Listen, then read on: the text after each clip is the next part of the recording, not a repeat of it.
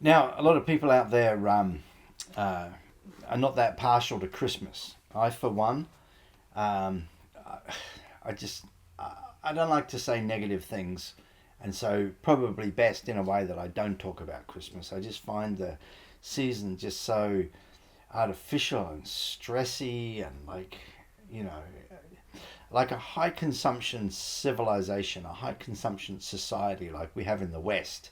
You would think that the big kind of holiday season at the end of the year would be maybe a time of lower consumption, sort of like how the Muslims have got. Is it Ramadan, where they fast during the daytime, you know.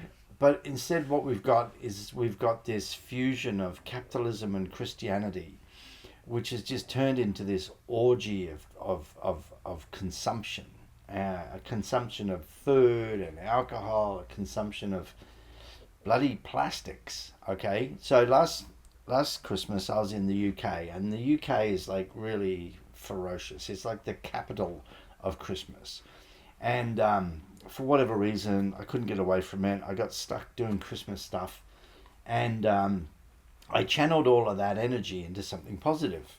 A little book. I wrote a book. I wrote an anti-Christmas book. This anti-Christmas book is called The Christmas That Killed Mr. Hopkins. Let's see if we can put it right there and move it kind of forward. The Christmas That Killed Mr. Hopkins. Okay? And this is sort of like if you take all of the arguments as to why Christmas is completely bunkum and we shouldn't have anything to do with it, and you thread it into a narrative, a little story, you get yourself The Christmas That Killed Mr. Hopkins. Okay, now what I'm going to do is I'm going to read for you the back cover of the book, just to give you a little taste of what's in the book. And I invite you to purchase a copy that you'll be able to get as a paperback or as an ebook. Okay, and I want you to read it, and I want you to think like Mr. Hopkins, and I want you to be like Mr. Hopkins and run interference on the normal function of Christmas. Here we go. Are you ready? The definitive anti-Christmas narrative, and ironically, a perfect Christmas gift. When Mr. Hopkins returns to England after a year abroad, he makes a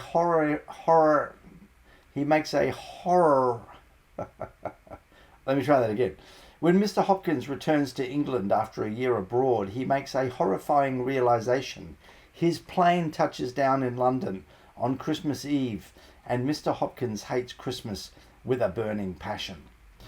Haunted at every turn by gaudy plastic decorations and ho-ho-hoing Santas, Mr. Hopkins goes on a rampage to both question and destroy the icons of Christmas.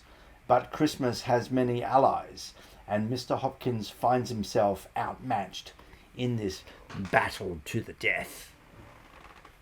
So maybe I'll read you a little bit more, but I'm telling you, you need to get hold of this book. There's a couple of little scenes in here where it descends into vulgar satire, and but otherwise it's just basically satire. And one of the things that really ticks Mr. Hopkins off about Christmas in the story, and this was going on when I was writing the story, and this is how it fed in.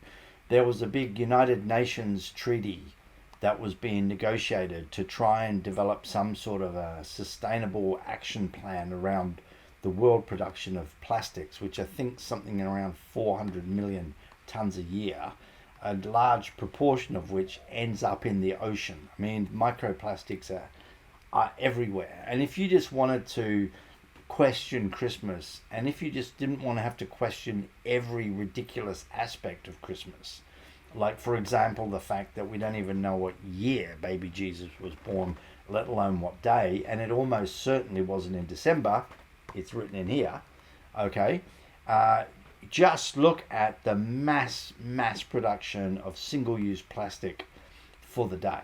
Okay, just focus on that. If we could leave everything the same in Christmas, but just get rid of all of that plastic trash, well, the world would be a better place. And so that's at the heart of this story.